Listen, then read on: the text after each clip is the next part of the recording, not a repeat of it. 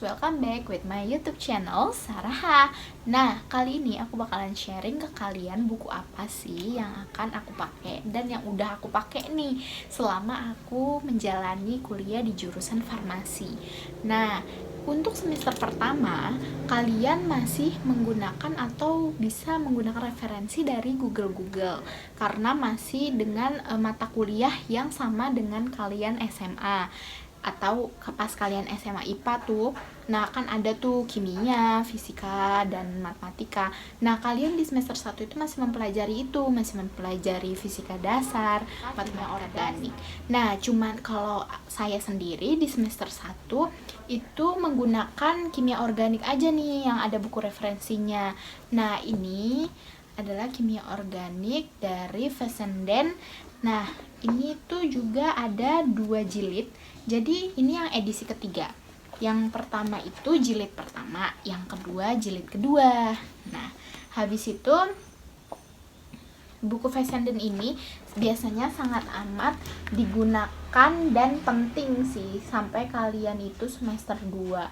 Nah, mungkin semester 3 juga akan kita pakai karena ini akan penting banget sih untuk yang di teknik kimia juga. Bisa juga kalian menggunakan referensi buku ini karena bagus banget. Nah ini penerbitnya dari Erlangga nih.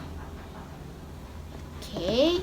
Terus yang kedua, pas aku semester 2 aku menggunakan yang paling penting adalah Pharmacope Indonesia edisi 3.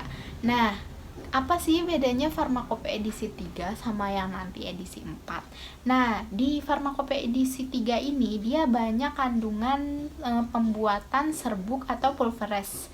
Nah, kalau yang keempat itu udah masuk ke cairan atau solid atau sirup atau obat-obat tetes yang lainnya.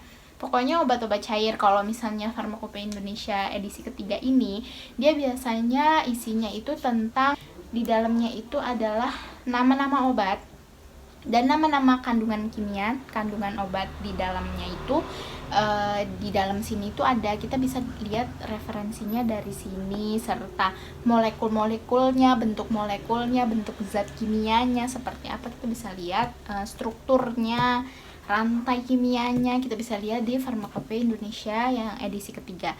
Di semester 2 kalian itu mencari sumber dari Pharmacope edisi ketiga ini. Nah, tapi mungkin kalau udah semester 3, semester 4 mungkin kalian juga harus cari di Pharmacope edisi keempat dan kelima. Nah, yang kedua, saat mengerjakan laporan praktikum farmasi fisik, kalian butuh banget Handbook of Pharmaceutical Experience ini. Kenapa? Karena di dalamnya banyak banget kandungan-kandungan zat-zat kimia yang emang dia itu terstruktur disebutinnya. Jadi kita biasanya buku ini sering dijumpai dengan semuanya itu masih bahasa Inggris.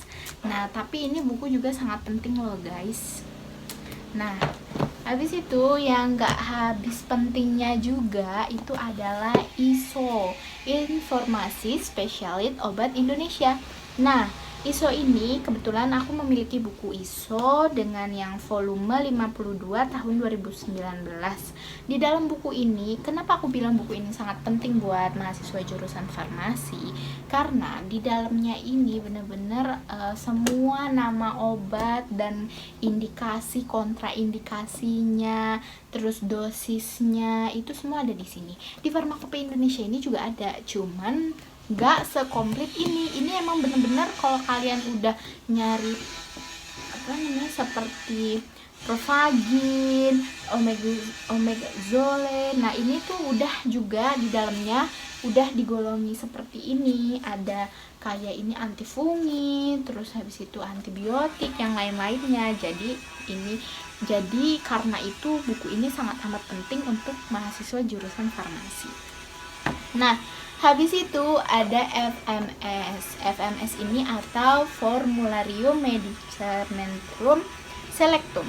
Nah, buku ini kenapa juga aku bilang sangat penting? Karena untuk mengerjakan laporan praktikum farmasetika dasar, kalian harus juga memiliki ini. Karena biasanya kita akan dikasih seperti lembaran-lembaran.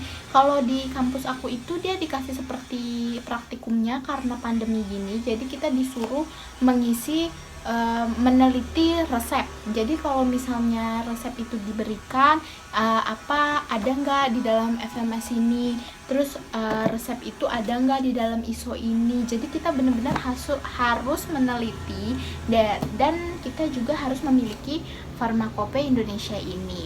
Nah, yang selebihnya kalian sebenarnya bisa cari referensi di Google. Nah, nanti video selanjutnya aku akan bikin link-link apa aja sih yang kalian butuhin kalau misalnya masih offline gini di rumah, masih online gini di rumah.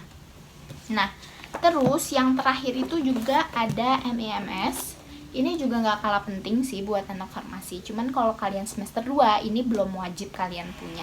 Cuman kalau misalnya seperti ISO dan Farmakope Indonesia itu kalian emang wajib punya kalau menurut aku, biar memudahkan kalian juga untuk belajar. Aku akan ngasih link di bawah komentar ini, link Shopee untuk pembelian buku ini. Jadi kalian bisa cek harga bukunya, nggak usah ke toko buku, nggak usah apa, kalian bisa langsung beli aja di Shopee yang aku kasih di link komentar bawah nanti. Nah, dan Handbook of Pharmaceutical Experience ini sebenarnya nggak harus kalian punya, cuman kalau emang kalian pingin banget untuk mengetahui struktur-struktur kimia dengan baik, biasanya kalian juga harus memiliki buku ini. Tapi bisa dicari juga dari link-link di Google. Nah, untuk penjelasan referensi bukunya sekian dulu, karena ini part 1, part 2 akan aku bikin buku apa lagi sih yang kalian perlukan kalau kalian masuk di jurusan farmasi. Oke, sekian dan terima kasih dari Sarah. Wassalamualaikum warahmatullahi wabarakatuh. Bye bye.